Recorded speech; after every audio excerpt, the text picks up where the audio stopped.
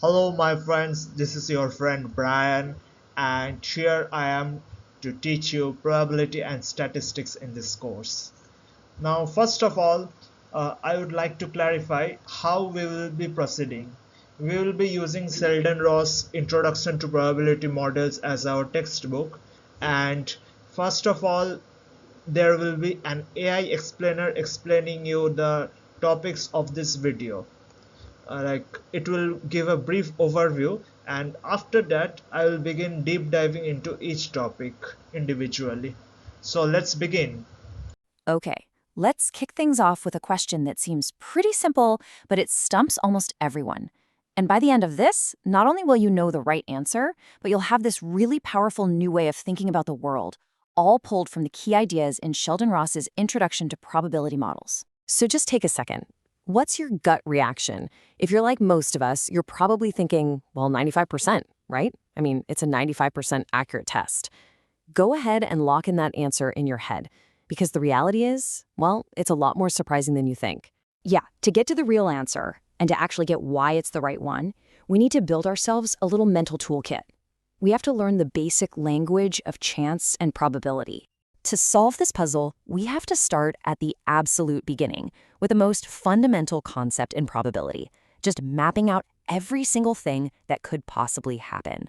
This is always step one, and it's the most important. You have to define your entire universe of possibilities. In probability theory, like the book explains, this whole set of outcomes has a name. It's called the sample space. Let's use a super simple example. Rolling 2 dice. The sample space is just every single combination you could possibly get. As you can see here, there are exactly 36 of them, from a 1 and a 1 all the way down to a 6 and a 6. Okay, so if the sample space is the entire menu of possibilities, then an event is just what you're interested in. It's what you decided to order. So out of all 36 possible dice rolls, our event might be something specific, like I'm betting the 2 dice add up to 6. Now this is where it starts to get really powerful. Because, in the real world, we're always getting new information. Things change. So what happens when we learn something new that affects our little experiment?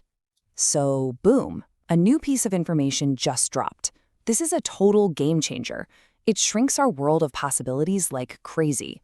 We're not playing with all 36 outcomes anymore, not even close. Just look at what happened to our sample space. All those other possibilities, they're gone, vanished. They're impossible now. Our new reality, our new sample space, is just this single row of 6 outcomes. We are now living in a world where we know that first die is a 4. And this is the heart of what's called conditional probability. And that's the official name for what we just did. We're asking, hey, what's the probability of A given that we know B already happened? It's just a structured way to update what we think is true when new information comes along. And it's exactly the tool we need for that medical test puzzle. Now, a really critical idea here is whether things are independent or dependent. Flipping a coin is independent. The first flip has zero effect on what the second flip will be. But our medical test? Oh no. The two events, testing positive and actually being sick, are completely, totally, fundamentally connected. They depend on each other. Okay, so we've built our basic toolkit. I understand sample spaces, events, and conditional probability. Now, it is time to put it all to work and finally crack that mystery we started with. So, let's lay out the facts straight from the textbook. Fact 1, the test is 95% good at spotting the disease if you have it. That's what we call the true positive rate. But, and this is a huge but, the test also throws a false alarm for 1% of perfectly healthy people.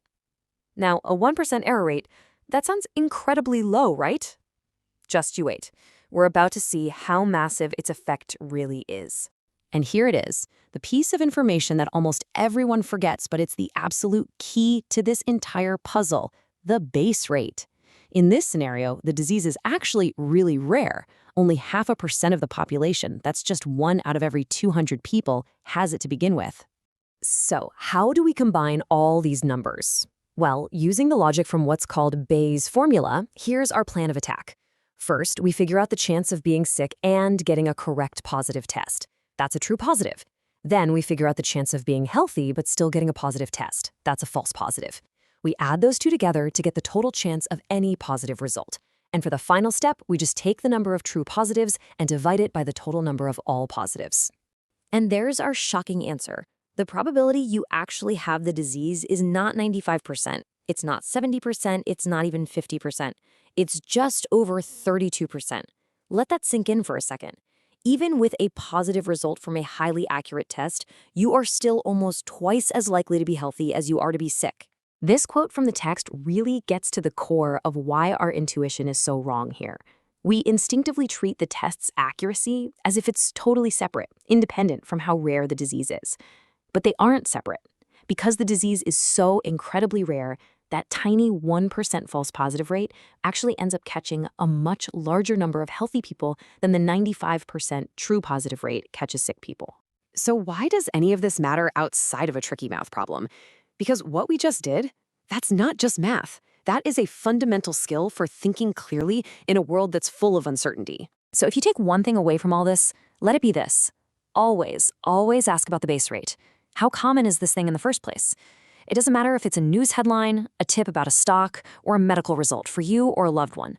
Forgetting to ask about the base rate is a recipe for getting things wrong. This way of thinking gives you a real framework for updating your beliefs when you get new evidence. This is a practical mental tool you can start using today. So I'll leave you with this question.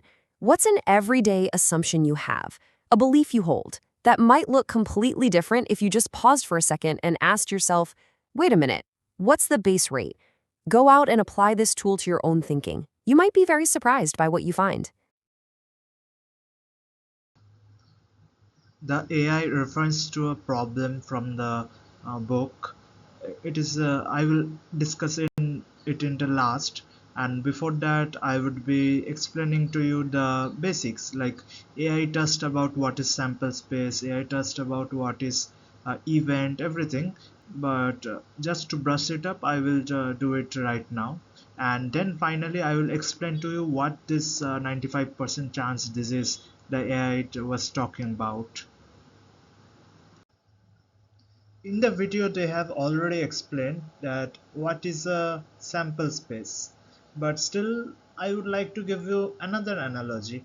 Like if you remember studying set theory in school, this is what the universal set in set theory was, like set of all possible means set of all possible values. Now, the sample space is something similar to the universal set. In sample space, you have all the possible outcomes that are possible for a given event. Like say suppose if you are coin tossing, you have this head and tail. If you are doing dice tossing, you get 1 2 3 4 5 6. So, and this is a sample space. This is the basically similar to a universal set, and all the outcomes of the event are in the sample space. Means all the possible outcomes are in the sample space. Now event is basically a subset of the sample space. That is, in simple words, it is a single or collection of the collection of possibilities from the set of all possibilities.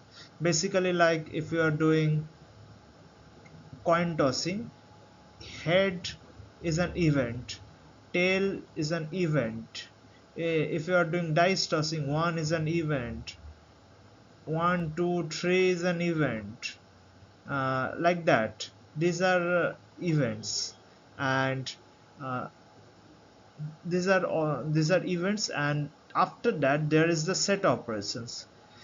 Set operation is very simple. For example, say suppose union means E union F. E union F means that the all the things that are happening in E as well as F. So if you write P E union F, this means that probability of either E happening or F happening, or because uh, say suppose we are doing this thing, say suppose we are saying that we will either get an odd number 135, or we will get a prime number. uh, this is E, this is F. Prime numbers are uh, okay, the prime numbers are this 2 3 5. So if you do a union, you will either get 1 2 3 5. This is the union of odd numbers and prime numbers in a dice draw. So this is it. And now intersection is basically, let me erase it. Intersection is basically like and uh, both have to be satisfied. Like for the same question, I will be explaining, like say suppose this is the intersection part. Now E intersection F means that E is happening and F is happening, like 135 odd numbers and 235 prime numbers.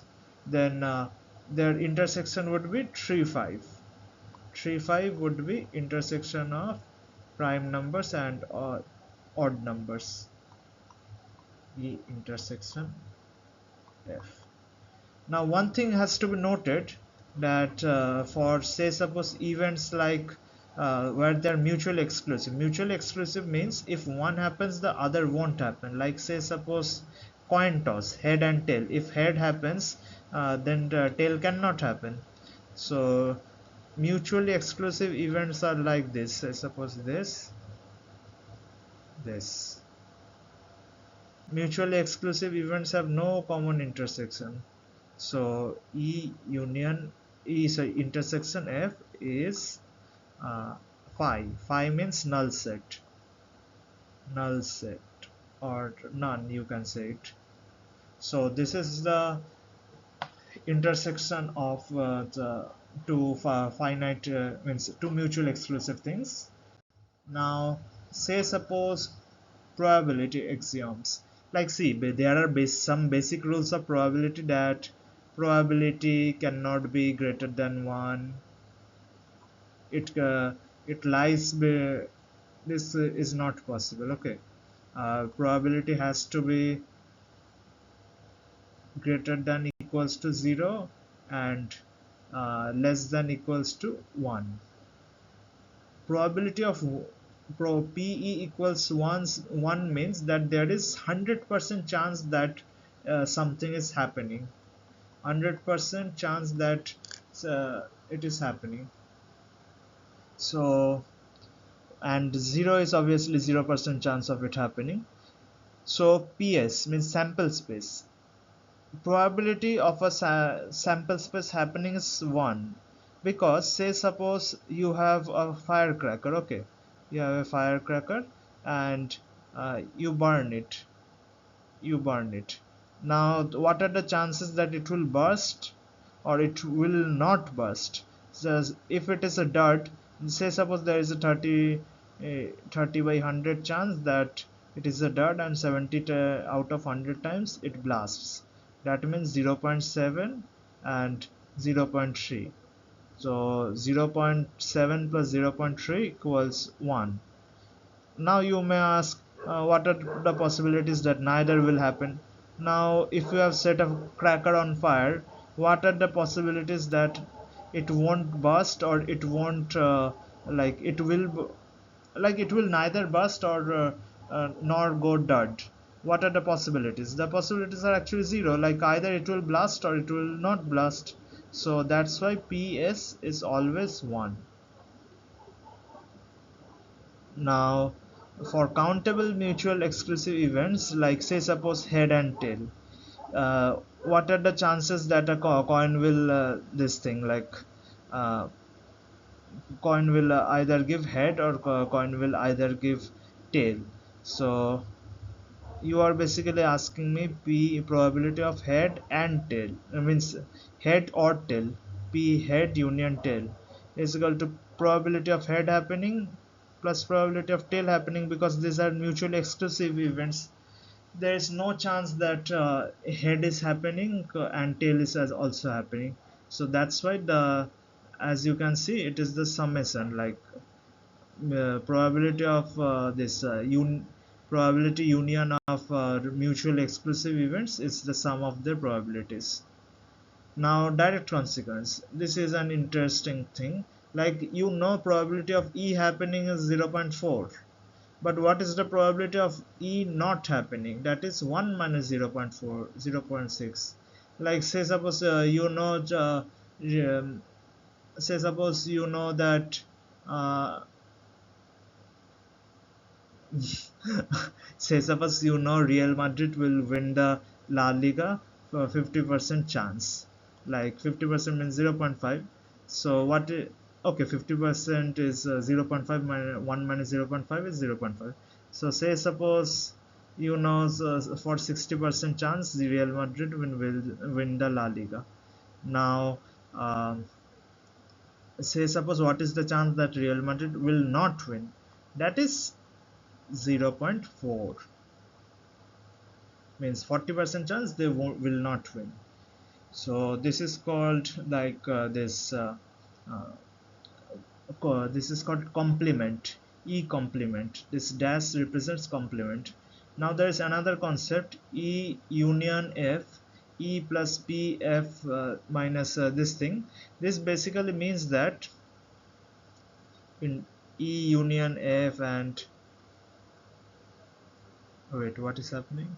Okay, so this thing is basically like this, like E union F. E union F, like for mutually exclusive events we saw that we simply add them, but for non-mutually exclusive events or even mutually exclusive events, because their intersection is 0, you have to remove the intersection part. This is, I can show it visually very well. Sorry, this is not uh, let me erase something to make space. uh, okay, this much is fine. So say suppose this. Now you asked me what is the probability of this thing happening. Okay, now what is the probability? The probability is, say suppose this is A, this is B, this is PA plus PB. Now notice one thing, that when you are adding these probabilities, this part this part is getting added for PA as well and PB as well. So you have to remove this part, like that's why you have to do PA intersection F, A intersection B, so that this part gets removed from the this, because the 1 plus 1 plus 1. Now this makes sense. Okay, so now is conditional probability. Conditional probability is a very interesting thing. It's like saying say suppose mm,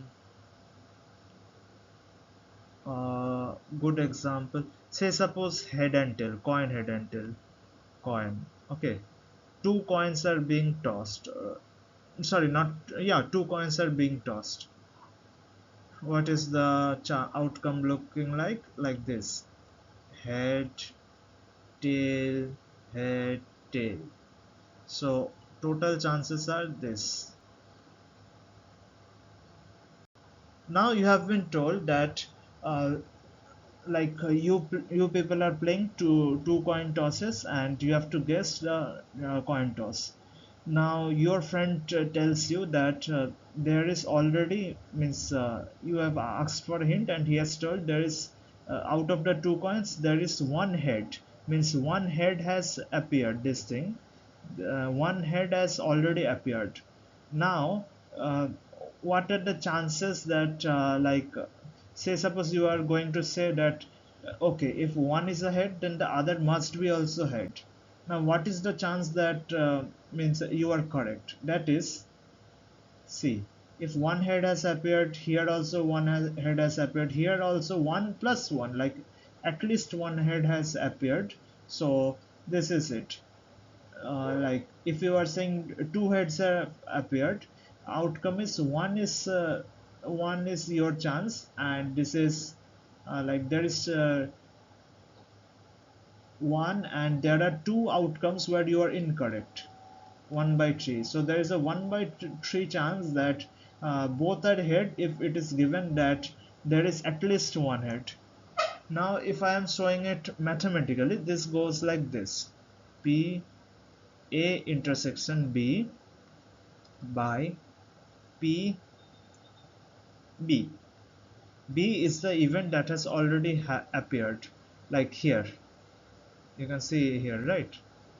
So now this is written as, you can see that like two heads appearing, the chances is this thing.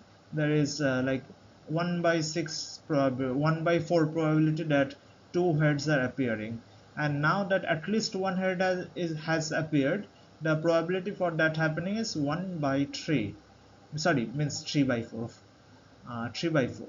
So the net chances is 1 by 3. Now you may see that provided pf is greater than 0. Why it is important? Because say suppose you are means you are giving a firecracker has blasted or not, and you say the firecracker has neither blasted nor it has not blasted. Now that is simply not possible, that is has zero outcome. So that won't make any sense, so because it can't happen, so that case is completely false. Now example of a die roll, they have given like, say suppose there are two dice, it is given that sum is 6. Now you must know that 1 2 3 4 5, 1 2 3 4 5. These are the total possible outcomes where the sum is 6, which is basically 1 2 3 4 5. 5 possible outcomes. Now it is given that sum is 6, uh, and now you have been asked like uh, what is the possibility that the first die is 4. First die is 4 and sum is 6, there is only one possibility, so answer is 1 by 5. It is wrong. 1 by 5 will be answer.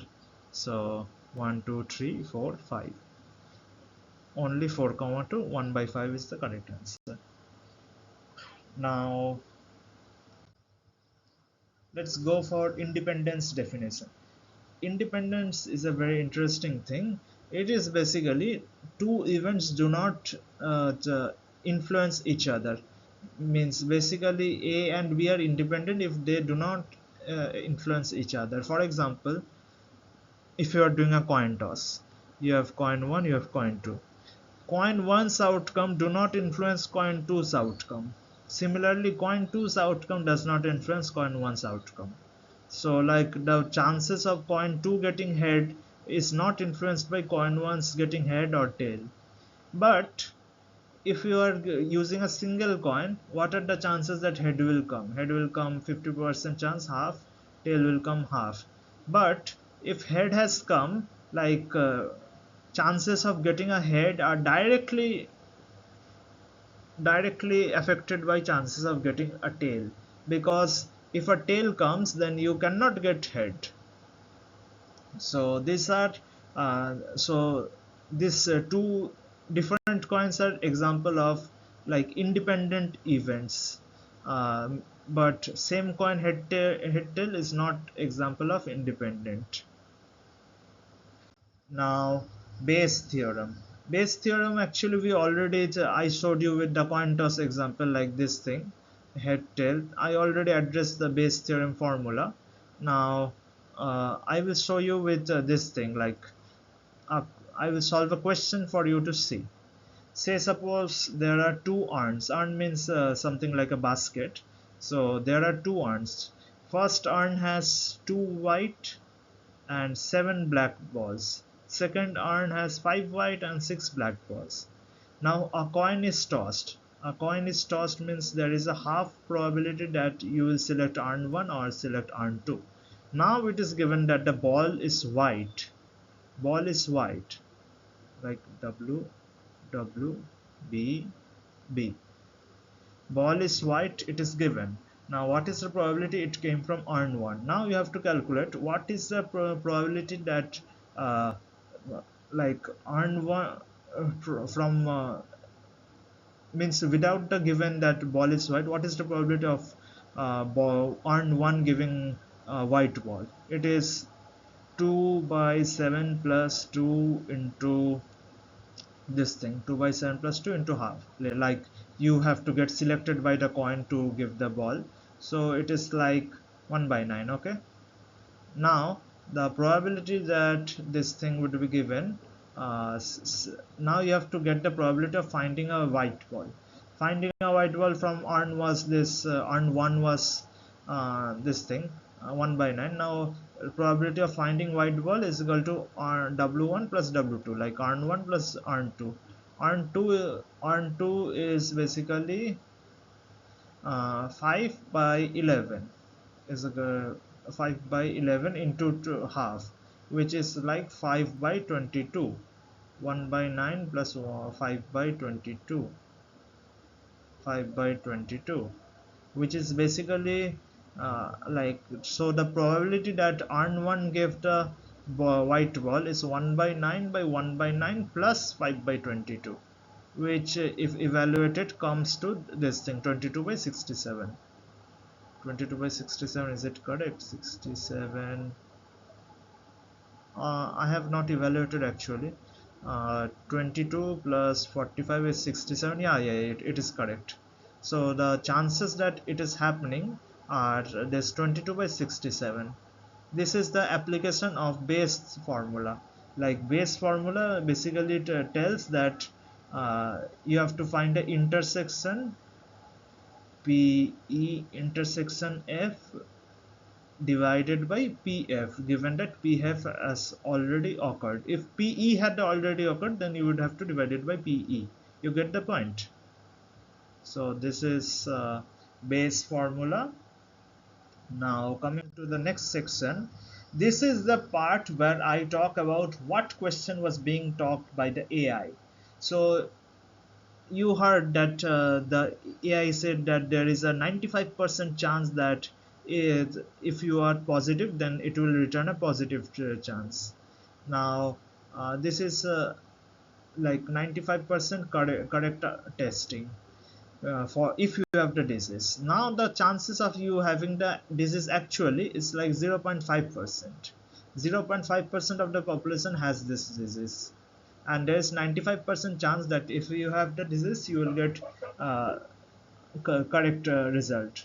Now how much percentage of the population does not have the disease? That is 99.5% population doesn't have the disease, and there is a 1% chance that even though they don't have the disease, they will get reported positive. So if you multiply it, like say suppose 1% of the population is X, then 99.5% 5x is the population of uh, like 99.5x. It means it's just a ratio, not the 1% population. 99.5x is the total number of people who have been tested positive but are negative. Positive but not infected. And now if we calculate, like 95% of the population means 95% accuracy and 0.5% of the population, that means that 47.5x. So 47.5x is the population that is actually infected but not but tested positive, positive and sick, and sick, positive and sick. So this is now if you add them together, the actual chances that you are sick, if you are tested positive is 99.5 plus 47.5, this thing, which is basically something like 47 point. This is something like around 32% if I am not wrong. This is approximate, I am not calculating, but that's the approximate outcome. So see, if you have been tested positive, there is more than like 60, more than 67% chance that you are actually not positive. You get the point? So this is what what it was being talked about, and this is very interesting. If you want, I would be solving more exercises of this question, means of this chapter, and I hope you liked it. Actually, it's my first time ever making a video, so I was not very confident about it, and I am not sure how well it became, but I hope you liked it. Thank you and have a nice day.